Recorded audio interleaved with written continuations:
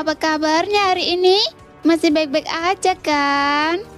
Di video kali ini kita melanjutkan cerita Donghua Battle Truck Devon. Oke, nggak usah lama-lama lagi, kita langsung aja ke ceritanya. Saat melihat Cailin dan Yolo menatapnya dengan rasa ingin tahu yang membingungkan dan menunggu jawaban, Jenny tersenyum dan berkata, Ini hadiah dari aliansi pedagang. Saat itu, Tuan Muda Sio secara tak terduga bertemu dan memperoleh beberapa resep obat kelas atas. Ramuannya menggemparkan seluruh benua. Dengan banyak faksi kuat berlomba-lomba mendapatkan resep tersebut. Akhirnya, aliansi pedagang telah menjalani kemitraan dengan Tuan Muda Sio, menghadiahkannya rumah besar ini. Benarkah begitu? Jadi itu benar-benar sebuah hadiah? Yolo dan Cailin terkagum-kagum dalam hati. Yolo juga seorang alkemis, tak kuasa menahan diri untuk bertanya dengan rasa ingin tahu. Itu pasti ramuan yang luar biasa ampuh. Bukan luar biasa ampuh, tapi lebih tepatnya ajaib. Berbicara tentang ramuan, Yo Aotian tentu saja yang paling berpengaruh. Ramuan itu dapat langsung memulihkan doki seorang kaisar Do di bawah bintang 5. Jadi itu ramuan ajaib. Memulihkan doki secara instan? Yolo dan Cailin tercengang. Bagaimana mungkin mereka tidak tahu apa arti pemulihan doki secara instan? Itu berarti kehidupan di saat kritis. Menjadi sebuah keberuntungan. Keduanya hanya Dodi bintang 1. Namun doki mereka sudah jauh lebih kuat daripada Doseng. Jadi bagaimana dengan bintang 2? Bintang 3? Bintang 4? Seberapa jauh lebih kuat doki daripada bintang 1? Mereka tidak tahu, tetapi mereka tahu itu akan berada di luar imajinasi mereka. Itu benar-benar dapat diisi ulang secara instan. Dan Xiuyan memiliki resep seperti itu. Tidak heran pemimpin klan Zhou mengatakan bahwa bahkan aliansi pedagang yang telah menghadiahkan Xiuyan rumah besar ini tidak mampu membelinya. Tidak heran King Mu'er mengatakan bahwa dengan beruntungnya Xiuyan tidak akan ada yang membelinya. Keduanya kemudian menyadari bahwa tidak peduli seberapa besar mereka telah melebih-lebihkan Xiuyan selama ini. Mereka pada akhirnya meremehkannya. Yolo menghela nafas. Anak ini, bahkan di benua Dodi, masih sangat beruntung. Apa gunanya itu? King Mu'er meratap atas nama Xiuyan.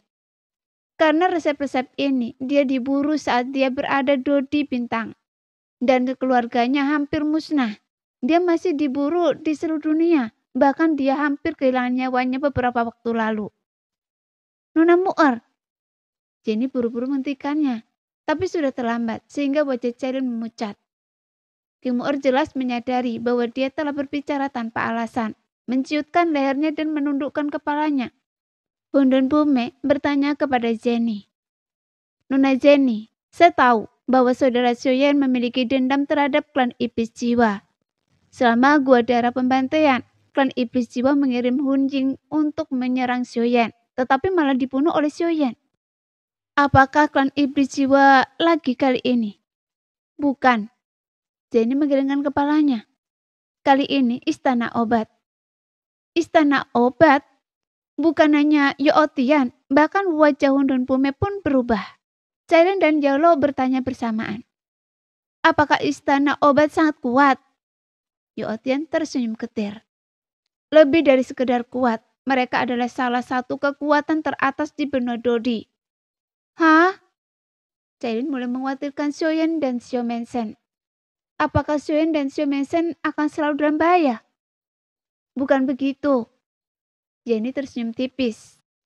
Istana obat memang kuat, tetapi tidak sebegitu kuatnya sehingga dapat sepenuhnya mendominasi benua Dodi dan bertindak sembrono. Pada titik ini, Jenny bertanya kepada Hundun Bume dengan penuh arti. Bukankah begitu, Tuan Muda Hundun? Benar. Hundun Bume tiba-tiba merasa bangga. Di benua Dodi, tidak ada faksi lain yang dapat sepenuhnya mendominasi benua Dodi dan bertindak sembrono. Lalu ia bertanya dengan amarah. Apakah Anda tahu mengapa istana obat memburu saudara Xiuyan? Ya. Jenny ragu sejenak, lalu berkata dengan sedikit malu. Putra dan putri kedua master istana obat meninggal di gua darah pembantaian, dan istana obat yakin Tuan Muda Sio yang membunuh mereka. Omong kosong, Pundun Bumei geram. Saya bersama saudara Sioyen di gua darah pembantaian, kapan dia membunuh putra dan putri master istana obat? Saat itu saya dan saudara Sioyen bahkan nulung. Kami juga ingin bertemu dan Bingyan, tapi kami bahkan tidak melihat bayangannya. Sialan, istana obat. Mengapa mereka tidak berani menyalahkan saya atau menyalahkan Nulong? Apakah mereka takut akan memprovokasi klan monster? Jadi mereka menyalahkan saudara Sioyen. Tidak, saya, Pundun Bumei tidak bisa membiarkan saudara Sioyen disalahkan atas semua ini. Pundun Bumei keliru mengira rasa malu Jenny adalah rasa takut melibatkannya tanpa disadarinya. Jenny berpura-pura malu, sengaja tidak mengungkapkan bahwa istana obat telah mengirim orang untuk memburu Sioyen. Alih-alih mengklaim bahwa itu karena kematian anak-anak master istana obat. Justru untuk menciptakan kesalahpahaman ini. Yo Otian menatap Jenny, memujinya dalam hati. Gadis kecil ini benar-benar licik. Hanya dengan tindakan sederhana, dia telah menyeret klan binatang iblis untuk melawan istana obat. Meskipun dia tidak tahu detailnya, tapi Sioyen itu jelas-jelas membunuh putra dan putri master istana obat. Kim Mu'er menundukkan kepalanya, hampir tak berani bernafas, takut ia akan membocorkan rahasia lagi. Tapi dia berpikir dalam hati, Pundun Bumei benar-benar lancang. Mungkinkah pembuang kecil itu sudah membunuh anak-anak tuan muda istana obat? Bahkan sebelum ia bertemu dengannya. Melihat tujuannya tercapai, Jenny memutuskan untuk mengakhirinya. Ia berkata kepada Pundun Bumei sekaligus menghibur Cailin. Karena mereka sudah memutuskan, biarkan saja. Xiao Mensen kita bukanlah sesuatu yang bisa dimanipulasi sesuka hati oleh istana obat. Kemudian menoleh ke Cailin dan Yolo dan berkata, Nona Cailin, Tuan Yolo, mari kita turun dulu dan membahas ini di Xiao Mensen. Ini tidak seserius yang kalian kira. Tuan Muda Sio masih punya banyak hal yang mengejutkan kalian. Kalian akan tahu lebih banyak nanti. Ayo pergi. Daripada turun ke Mansion, mari kita masuk melalui gerbang utama. Atas apa Jenny, rombongan itu turun dan menuju gerbang utama Xiao Mansion. Kediaman Xiao telah menerima pesan dari Jenny dan gerbang pun terbuka. Xiao Yu dan Xiao Qi memimpin Le Salong. Xiao Zhan, Xiao Li, Xiao Long, Kaisar Ming dan para pejabat menengah di kediaman Xiao untuk menyambut mereka. Saat mereka melihat Cailin, semua orang di kediaman Xiao berhenti. Sama seperti ketika Jenny dan Kim Mu'er melihat Cailin. Penampilan Cailin yang memukau tak diragukan lagi, merupakan warna yang paling cerah dan paling menarik perhatian saat itu. Tapi Cailin hanya melirik orang-orang yang keluar untuk menyambut mereka. Dan tatapannya berhenti pada Xiao Qi. Kemudian matanya yang indah terpaku dan alisnya berkerut. Xiao Qi berpakaian putih, secantik bunga plum musim semi yang mekar di salju, dan semenarik anggrek musim gugur yang tertutup embun pegu. Meskipun penampilannya tidak sebagus Jenny dan sedikit lebih rendah dari Kim Mu'er, dia juga sangat cantik dan anggun.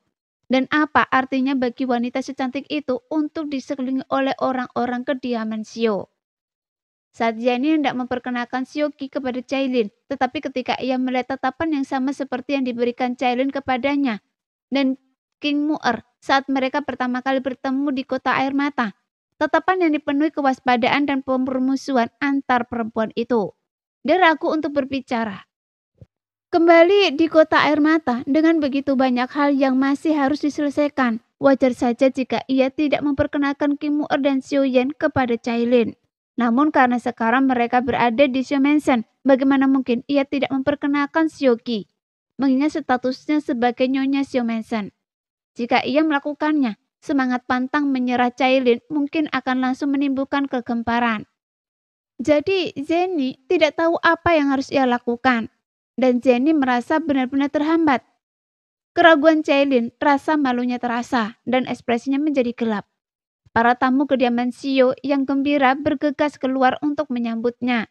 Tetapi justru disambut dengan wajah dingin Cailin. Mereka tercengang, ekspresi mereka berubah-ubah. King Mu'er sudah dalam suasana hati yang buruk. Ia merasa seperti keluarga bagi semua orang di Xiumensan dan bahkan lebih dekat dengan Xiuqi daripada saudara perempuannya. Melihat wajah Cailin yang murung begitu terang-terangan saat melihat Xiuqi, ia tak kuasa menahan amarahnya. Begitu banyak orang dari kediaman Xiu datang menyambut mereka dan para leluhur juga ada di sana. Meskipun dia istri pertama pembohong kecil ini, dia tak bisa begitu saja bersikap dingin pada mereka. Haruskah semua orang bersikap dingin padanya? Hari ini dia akan melunakkan kesombongan Cailin dan menunjukkan bahwa Anda bukan satu-satunya yang menjadi istri pembohong kecil ini. Dari kecil hingga dewasa, King Mu'er tak pernah membaca wajah siapapun kecuali King Horan dan Xiuyan. Ia maju beberapa langkah menghampiri Xiuqi, menggenggam tangannya dan berbalik menghadapi Cailin. Membungsungkan dadanya. Meskipun tak semanis Cailin, lekuk tubuhnya yang memikat tetap terpampang. Perkenalkan, apakah ini provokasi atau unjuk kekuatan? Cailin menatap King Mu'er dengan acuh tak acuh. Alisnya semakin berkerut. Kewaspadaannya terhadap Jenny perlahan memudar seiring interaksi mereka. Tetapi kecemasannya terhadap King Mu'er belum juga mereda. Sekarang ketika King Mu'er hendak membela Xiuqi, kegelisahannya bertambah dan ekspresinya menggelap. Xiuqi takut perkenalan King Mu'er dengan Cailin akan mengobarkan emosinya. Dia ingin Cailin tenang, jadi ia segera berkata, "Saudari Cailin, perjalanan Anda melelahkan. Silakan masuk ke mansion dan istirahatlah sebentar sebelum memperkenalkan kami." Namun King Mu'er yang sedang marah tidak peduli. King Mu'er mengangkat bibirnya, sedikit seringnya tersungging di senyumnya. Ini juga istri Xiuyan, Xiuqi. Seperti dugaannya, Cailin memelototi Xiuqi dengan tajam dan hanya menatapnya. "Masalah?" desah Jenny. Semua orang di Xiumensan, Youotian, Hundun Pume, bahkan Youlo bingung harus berbuat apa. Cibir Cailin, wajahnya dingin. "Pantas saja Anda terlihat begitu aneh saat pertama kali bertemu. Ternyata ada yang Anda sembunyikan." "Nona Cailin, tolong tenang dan dengarkan saya." Jenny mencoba membujuknya, tetapi Cailin melambaikan tangannya untuk menghentikannya. Cailin melototi Xiuqi, menunjukkannya dengan jarinya, dan bertanya dengan dingin kepada King Mu'er. "Apakah Anda dekat dengannya? Atau Anda juga terlibat dengan Xiuyan?" Pikiran wanita itu seteliti jarum. Meskipun King Mu'er tampak polos selama ini, ia bisa merasakan bahwa King Mu'er tidak bersikap hangat padanya. Sekarang setelah King Mu'er maju untuk memperkenalkan Xiuqi kepadanya dengan cara yang begitu provokatif, ia menyimpulkan, entah King Mu'er dan Xiuqi sangat dekat dan ia membela Xiuqi, atau seperti yang ia tanyakan, hubungan antara King Mu'er dan Xiuyan jauh dari sederhana. Dan meskipun King Mu'er tampak membela Xiuqi, ia sebenarnya melampiaskan amarahnya untuk dirinya sendiri. "Saya," King Mu'er mengangkat alis seolah hendak mengatakan sesuatu, tetapi ia mengurungkan niatnya. Bagai gadis kecil yang terpukul hatinya, wajah cantiknya memerah karena malu. Pertunangannya dengan Xiuyan hanya diketahui segelintir orang. Dengan orang luar seperti Youotian dan Hundun Pume, serta banyak orang lain di Xiumensan, ia tak boleh melampiaskan amarahnya. Menghadapi pertanyaan agresif Cailin, ia melototinya, mengentakkan kaki, lalu berbalik meninggalkan Xiumensan. Youotian, Hundun Pume, dan yang lainnya mengira King Mu'er telah pergi dengan marah. Tetapi saat Cailin menatapnya balik, kabut di hatinya perlahan menghilang, dan rasa dingin semakin dalam di wajahnya. Adik Kaisar Iblis, betapapun terhormatnya statusnya, tetaplah orang luar dan tamu di Xiumensan. Namun ia bisa menguasai tempat itu, seolah-olah itu adalah taman pribadinya sendiri. Menganggap remeh segalanya. Akan aneh jika tidak ada rahasia antara dirinya dan Xiumensan. Sebagai sesama wanita, bagaimana mungkin Jenny tidak menyadari perasaan Cailin? Melihat situasi yang hampir tak terkendali, ia mengirim pesan kepada Cailin. "Nona Cailin, Anda benar. Nona Mu'er sebenarnya calon istri Tuan Muda Xiu. Namun hanya sedikit orang yang tahu tentang ini. Nona, tolong jangan sebarkan berita ini, atau itu akan menimbulkan masalah bagi Tuan Muda Xiu, dan bahkan mungkin membawanya kematian." "Sudah saya duga." Cailin menggigit bibirnya. Ia menatap Xiuqi. Pikirannya berputar di sekitar sosok King Mu'er yang menawan. Ia tertegun. Hatinya sedingin es. Ia tidak tahu mengapa hubungan Xiaoyan dan King Mu'er tidak bisa dipublikasikan. Dan saat ini, ia tidak ingin tahu. Ia merasa terkekang. Amarahnya mendidih. Apakah waktu benar-benar menghapus segalanya? Apakah dia melupakan Sun Er dan saya? Atau apakah dia pikir mustahil bagi Sun Er dan saya untuk merobos ke alam Dodi dan bergabung dengannya di benua Dodi? Atau apakah dia telah berubah, tak mampu menahan godaan kecantikan? Tidak, saya harus mencari tahu akar permasalahannya. Cailin menegakkan tubuhnya, memancarkan aura dingin. Tatapannya menyapu dengan dingin untuk dilihat langsung. Tapi ini tidak ada hubungannya dengan kekuatan, hanya dengan aura. Rasanya dia bukanlah istri Xiaoyan, melainkan Ratu Mendusa yang dulu begitu memanjakan. Namun ia tidak marah, atau lebih tepatnya, ia menahan amarahnya seperti magma. Nadanya acuh tak acuh. Saya tidak akan masuk sampai saya melihat Xiaoyan. Namun semakin ia berbicara, semakin semua orang merasa gelisah. Alih-alih bersikap acuh tak acuh, semua orang berharap ia membiarkan api di dalam dirinya meletus seperti gunung berapi, melampiaskan kekesalannya. Meskipun itu berarti menangis dan membuat keributan. Lagi pula wanita manapun akan sulit menerima hal seperti itu. Apalagi istri pertama. Maka Zeni dengan sabar menasihati. Tuan Muda Xio sedang menyendiri dan tidak ada yang tahu kapan ia akan keluar. Nona Cailin, silakan masuk ke dalam rumah terlebih dahulu. Cailin mengabaikan Zeni dan malah menatap semua orang. Alisnya terangkat. Kata-katanya dingin dan dingin. Saya ingin Xiaoyan memberi saya penjelasan secara langsung. Bisakah Anda mewakili Xiaoyan? Siapa yang bisa mengambil keputusan atas nama Xiaoyan terkait urusan keluarganya? Semua orang saling memandang, bingung bagaimana membujuknya. Orang yang paling memahami perasaan Cailin saat itu adalah Xiaoqi. Sambil menghela nafas panjang, Xiaoqi menatap Cailin dan berkata lembut. Sungguh beruntung saya bisa memenangkan hati suami Anda saat itu. Sayangnya Anda sedang berada di luar benua Doki saat itu, dan Anda tidak mengetahuinya sebelumnya. Sekarang setelah saya menyaksikan kecantikan Anda yang tak tertandingi, saya sangat senang. Dan terlebih lagi karena suami saya bisa bersatu kembali dengan Anda. Bagus sekali. Cailin mengangkat kelopak matanya, bibirnya melengkung membentuk senyum tipis tanda tidak setuju. Implikasinya jelas. Selama dia istri pertama, menolak. Dia bahkan tidak bisa berpikir untuk memperbaiki nama baiknya. Istri Xiaoyan memang berapi-api.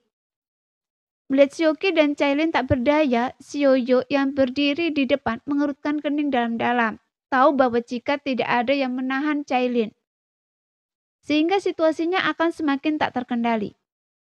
Sambil terbatuk keringan, Xiaoyo memanggil kembali martabat leluhurnya. Wajahnya dingin saat ia memarahi Xiaoqi.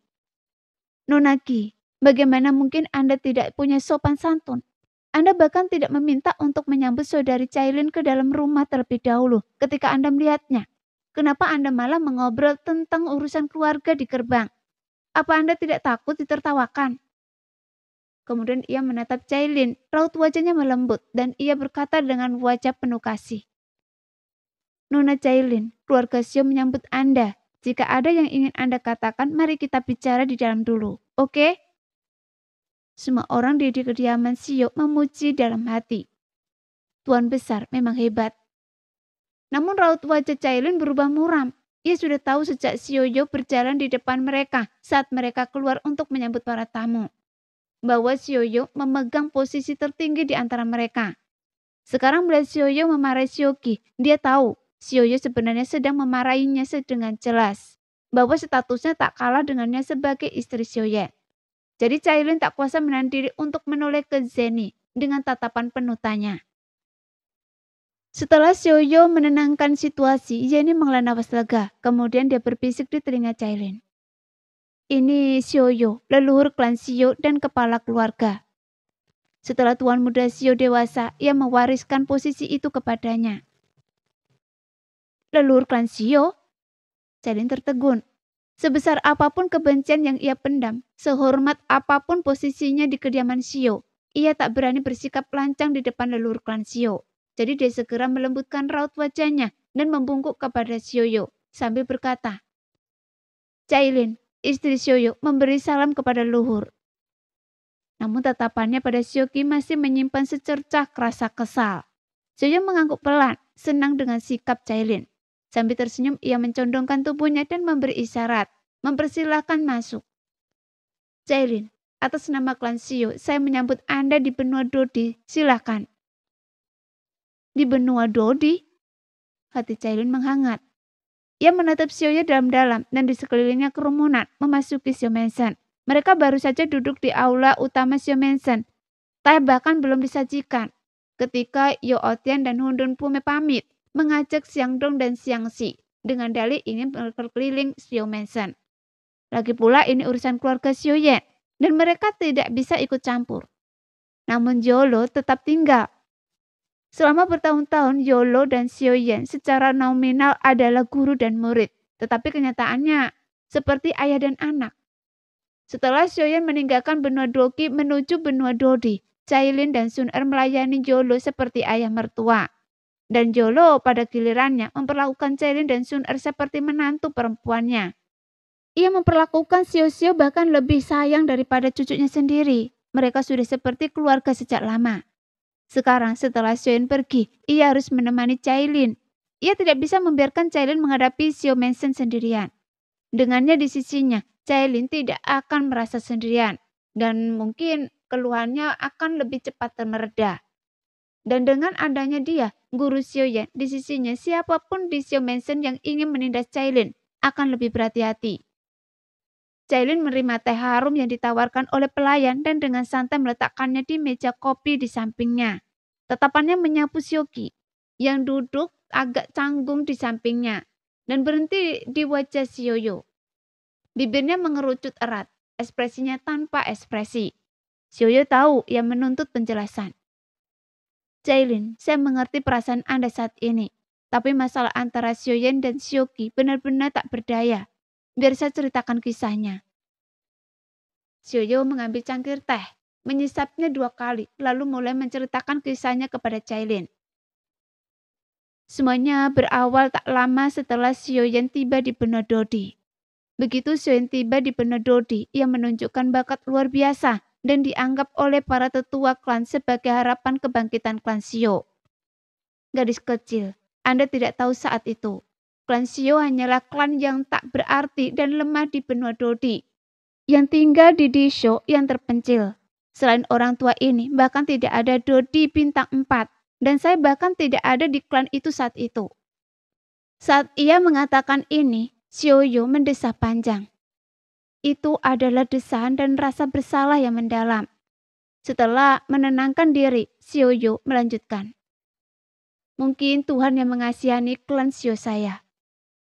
Selama pelatihannya, Sio Yen menerobos masuk ke pemakaman bawah tanah Kaisar Iblis kuno, dan itu leluhur Nona Muer. Sio Yen menjanjikan sisa jiwa Kaisar Iblis tua untuk membantu Kaisar Iblis tua menyampaikan token Iblis darah yang mewakili identitas dan otoritas Kaisar Iblis kepada klan Iblis darah. Akibatnya, ia menerima beberapa hadiah dari Kaisar Iblis tua, termasuk beberapa resep obat kelas atas yang telah hilang selama ratusan ribu tahun. Cailin dan Yolo baru kemudian tahu bahwa dari sinilah obat-obatan ajaib Sio Yen berasal. Meskipun mereka sudah tahu bahwa Sio Yen akan diburu oleh klan iblis jiwa karena pertemuan kebetulan ini. Mereka tidak tahu bagaimana ini berhubungan dengan pernikahan Sio Yen dan Sioki. Jadi mereka mendengarkan cerita Sio Yen dengan tenang tanpa ekspresi. Pada saat itu beberapa fenomena aneh terjadi di sana. Dan bahkan sebelum Sio Yen muncul dari makam Kaisar Iblis tua, berita itu menyebar. Oh, Anda tidak tahu, di zaman kuno, Kaisar Iblis tua adalah tokoh terpenting di benua Dodi. Makamnya pasti diincar oleh banyak orang, terutama para iblis. Lupakan saja, hanya token iblis darah itu saja. Siapapun yang mendapatkannya akan menjadi Kaisar Iblis, dan siapa yang tidak akan tergiur karenanya. Klan Iblis Jiwa segera mengirimkan pasukan yang kuat untuk menangkap Sio Yen. Tapi Sio Yen benar-benar anak yang luar biasa. Sampai hari ini kita masih belum tahu bagaimana dia bisa lolos dari pengepungan begitu banyak orang kuat dan kembali ke klannya. Orang-orang kuat klan Iblis Jiwa bersama dengan pasukan afiliasi mereka mengepung klan Xiao memaksa mereka untuk menyerahkan Xiaoyan atau menghadapi kehancuran. Pada titik ini, kebencian dan kekejaman melintas di mata Xiaoyo. Klan Xiao saya mungkin lemah, tetapi kami juga punya tulang punggung. Ya, kemudian memandang Xiaoli di sampingnya dan memperkenalkannya kepada Cailin dan Yolo. Nah, Yolo, ini Xiaoli, tetua kedua klan Xiao saya, dan kakek Xiaoqi. Dialah yang memimpin klan Xiao bertempur sampai mati melawan pengepungan beberapa anggota kuat klan iblis jiwa dan pasukan afiliasinya, mengulur waktu untuk pelarian Xiaoyan. Kemudian dengan mata berkaca-kaca ia berkata kepada Xiaoli, "Saudaraku, saya belum mengucapkan sepatah kata pun terima kasih kepada Anda selama bertahun-tahun ini. Sekarang atas nama seluruh klan, saya ingin mengucapkan terima kasih kepada Anda karena telah mempertaruhkan nyawa semua anggota klan kita untuk melindungi Xiaoyan dan menjaga harapan kebangkitan klan Xiao kita." Melihat Xiaoli hendak berbicara, Xiaoyo mengangkat tangannya untuk menghentikannya dan sedikit tersedak. "Dengarkan saya. Demi nyawa anggota klan saya, keputusan itu tidak dibuat dengan mudah." Dia kemudian tersenyum. "Tapi saudaraku, saya berani bertaruh bahwa keputusan itu pasti akan menjadi yang terbaik yang pernah Anda buat. Tak hanya nasib klan Xiao yang berubah karena keputusan itu, tetapi seluruh benua Dodi juga akan berubah karenanya." Setelah berterima kasih kepada Xiaoli, Xiaoyo kembali menatap Cailin dan berkata, "Anda bisa bayangkan betapa buruknya situasi saat itu. Bahkan tanpa saya katakan, seluruh klan Xiao sedang menghadapi kepunahan. Tetapi klan Xiao tidak bisa membiarkan garis keturunan dan rupanya terputus." Dalam keputusasaan, Xiaoli mengambil inisiatif dan memaksa Xiaoyan dan Xiaoqi untuk menikah. Dan keduanya melarikan diri bersama. Jadi begitulah adanya. Mereka yang menghargai cinta juga harus menghargai akar mereka. Dan akar Xiaoyan adalah klan Xiao. Setelah mengetahui alasan pernikahan Xiaoyan dan Xiaoqi serta kelembutan, kebajikan, dan sifat santai Xiaoqi, hati Cailin melunak dan es di wajahnya sedikit mencair. Tapi bagaimana dengan Ki Mu'er? Memikirkan Ki Mu'er, wajah Cailin kembali muram. Xiaoyo sudah melanjutkan. "Mungkin itu adalah belas kasihan Tuhan untuk klan Xiao kita. Xiaoyan dan Xiaoqi melarikan diri dari negara kekaisaran sambil diburu oleh musuh-musuh yang kuat dan menemukan klan iblis darah. Mereka menyerahkan token iblis darah kepada saudara Ki Mu'er, kaisar iblis King Horan saat ini, dan berteman dengan klan iblis darah. Dengan campur tangan dan bantuan klan iblis darah, mereka menyelesaikan krisis klan Xiao. Pada tahun-tahun berikutnya, kaisar iblis King Horan selalu merawat Xiaoyan dengan baik. Xiaoyan juga bekerja sama dengan kamar dagang dengan 2 ramuan kelas atas dan membangun rumah Xiao serta kekayaan yang cukup besar. Dengan dukungan kuat dari beberapa saudara yang setia, klan Xiao telah bangkit hingga seperti sekarang ini. Xiaoyo menunjuk Jenny, Le Salong, dan Xiaozan. Ada beberapa orang lain yang mengasingkan diri untuk meningkatkan kekuatan mereka atau sedang menjalankan bisnis di luar. Dan kalian akan melihat mereka nanti. Kalian berdua lebih tahu daripada saya. Xiaoyan adalah orang yang membalas budi sekecil apapun dengan 1000 kebaikan. Sebagai balasan atas perhatian dan dukungan Kaisar Iblis terhadap klan Xiao, ia mengalokasikan sebagian modalnya kepada klan Iblis Darah selama masa kerja samanya dengan aliansi pedagang. Hal ini memberikan klan Iblis Darah sejumlah dukungan finansial untuk benar-benar mengendalikan seluruh klan Iblis. Oleh karena itu, ia dan Kaisar Iblis bagaikan saudara, dan ikatan antara klan Xiao dan klan Iblis Darah lebih kuat daripada emas. Namun, pasukan musuh, karena berbagai alasan tak pernah menyerah untuk membunuh Xiaoyan. Beberapa menginginkan formasi obat terbaik Xiaoyan, beberapa ingin melenyapkan Xiaoyan sebagai sekutu klan Iblis Darah. Berharap dapat bersaing dengan klan Iblis Darah di dalam klan Iblis. Dan ada juga agen pembunuh profesional yang dibayar untuk melakukan pekerjaan itu. Dan tak satu pun dari pasukan ini yang dapat ditandingi oleh klan Xiao saat ini. Jika mereka tidak waspada terhadap perlindungan Xiaoyan dari klan Iblis Darah, itu bukan pembunuhan, melainkan perang genosida yang terang-terangan terhadap klan Xiao. Baru-baru ini, Istana Obat memanfaatkan perjalanan pelatihan Xiaoyan dan rekan-rekannya dan mengirim beberapa petarung kuat untuk menyerang dan membunuh mereka. Jika bukan karena kedatangan tetua bintang 8 klan iblis darah yang tepat waktu, Anda mungkin tak akan pernah melihat Xiaoyan lagi. Alasan mengapa Xiaoyu menyebutkan berbagai hal-hal yang tampaknya tidak berhubungan ini dengan Cailin adalah untuk menanamkan kesan yang baik tentang klan iblis darah dan membuka jalan untuk menghilangkan perlawanan yang mungkin dimilikinya terhadap King Mu'er. Melihat raut wajah Cailin yang muram melunak saat ia menundukkan matanya sambil berpikir, Xiaoyu tahu segalanya hampir berakhir. Jadi dia berkata, bukan hanya kekuatan musuh, ada juga individu-individu di dalam faksi kita sendiri yang memprovokasi dan menekan kita. Pada titik ini, Xiaoyu melirik Zeni dan melanjutkan. Klan Xiao kita adalah klan cabang dari klan Zeni dari ras manusia. Klan Zeni adalah keluarga kerajaan klan manusia. Dan ayah Zeni adalah kaisar manusia. Melihat Cailin dan Yolo sama-sama melirik Zeni dengan curiga, Xiaoyu tersenyum dan berkata, kehadiran wanita tertua di kediaman Xiao tidak ada hubungannya dengan klan Zen. Dan Anda akan mengetahui detailnya nanti. Ia lalu menambahkan dengan nada kesal. Tapi, ada seseorang di klan Zen yang tidak puas dengan Xiaoyan. Orang ini adalah seorang jenius tak tertandingi dari generasi baru klan Zen. Ia terus-menerus memprovokasi Xiaoyan. Sampai-sampai Xiaoyan jengkel. Namun Xiaoyan tidak membunuhnya, ia hanya melumpuhkannya. Namun jenius tak tertandingi yang telah dididik keluarga Zen sebagai penerus, mereka justru dilumpuhkan oleh Xiaoyan. Jadi, bayangkan betapa seriusnya masalah itu. Hati Cailin dan Yolo berdebar kencang mendengar berita itu. Bahkan Cailin tak kuasa menahan diri untuk bertanya dengan cemas. Kenapa dia masih begitu impulsif? Xiaoyan menggelengkan kepalanya. Ini bukan salah Xiaoyan. Dia sangat terkendali dan melakukan tugasnya dengan sangat baik. Ia terdiam sejenak, seolah masih merasakan ketakutan yang berlarut-larut. Saat itu, saya benar-benar ketakutan. Saya takut kaisar manusia akan membunuh Xiaoyan dalam amarahnya. Belum lagi keluarga Zen adalah kepala keluarga klan Xiao. Sekalipun klan Xiao berani melawan, menghancurkan kita semudah menghancurkan semut. Meskipun skenario itu mungkin tidak terjadi, tapi saya harus bersiap untuk kemungkinan terburuk dan mencari sumber dukungan yang dapat diandalkan untuk Xiaoyan dan klan Xiao.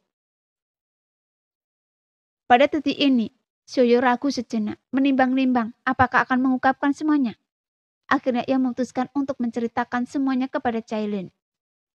Lagi pula, tidak ada orang luar di sini, dan King Mu'er tidak ada di sana, dan dia berkata, Nak, saya yakin Anda mengerti bahwa sekutu terbaik sekalipun tidak selalu dapat diandalkan dalam menghadapi kekuatan yang luar biasa. Dari pengamatan saya, Nona Mu'er selalu memendam perasaan terhadap Xiaoyan.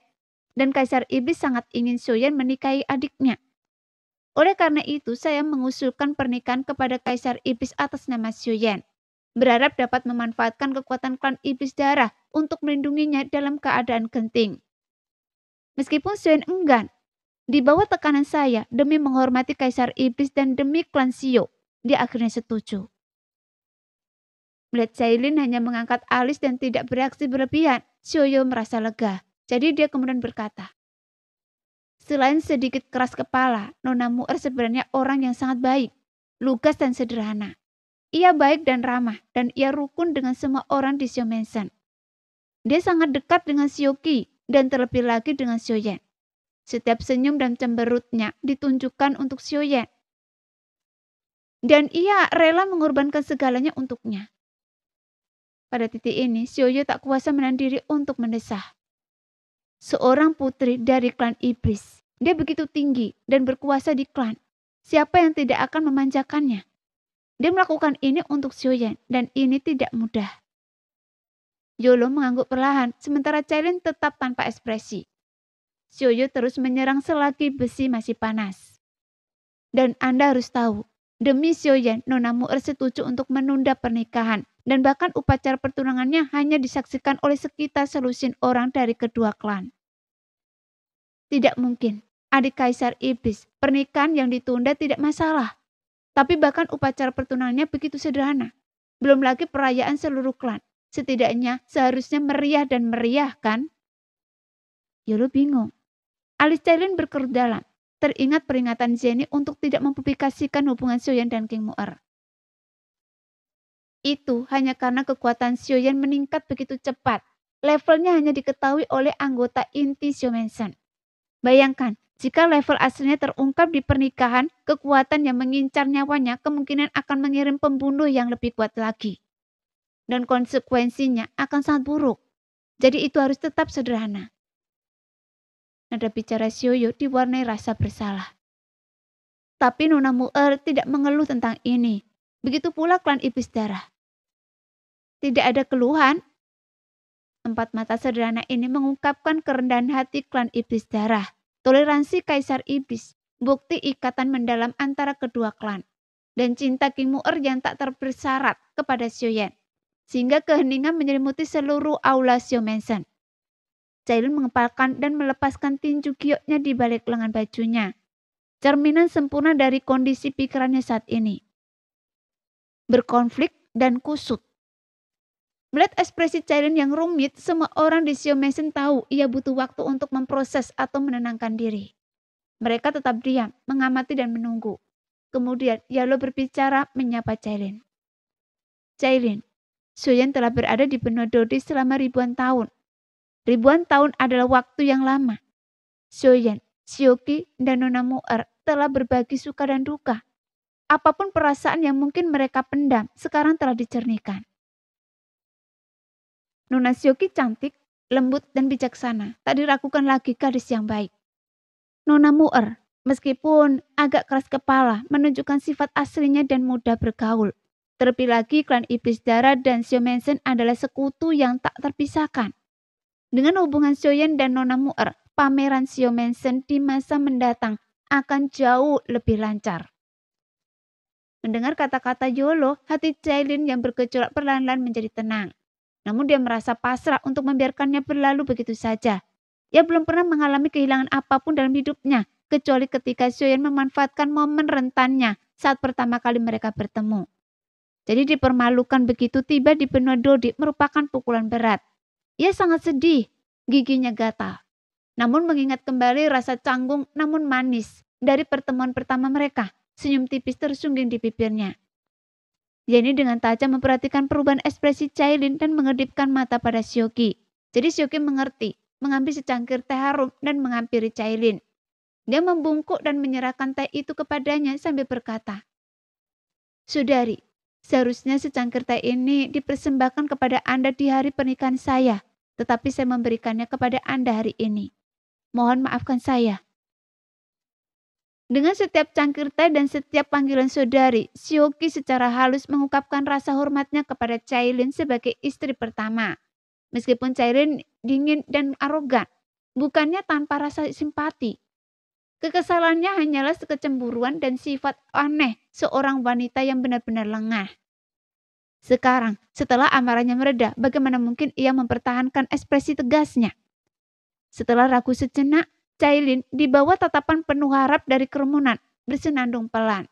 Mengambil teh yang harum itu, menyesapnya, dan meletakkannya di meja kecil di dekatnya. Kemudian dia berkata dengan tenang, "Masalahnya sudah selesai. Jika saya terus berdebat, saya akan dianggap picik." Mendengar kata-kata Cailin, hati Xiaoqi yang gelisah langsung tenang dan senyum mengembang di wajahnya. Semua orang juga tersenyum penuh arti dan menghela nafas lega.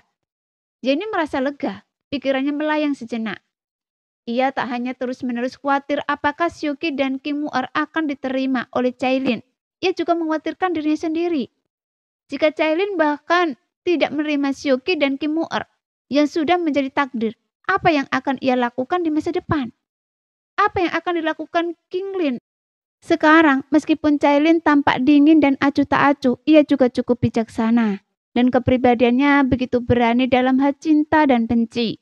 Sehingga ia pikir akan mudah untuk bergaul dengannya di masa depan. Namun Cailin melanjutkan dengan sebuah kalimat. Tapi jangan terlalu senang dulu. Masih ada Sun Er yang harus dihadapi. Sekian dulu cerita kali ini. Kita lanjut lain hari ya guys ya. Bye-bye.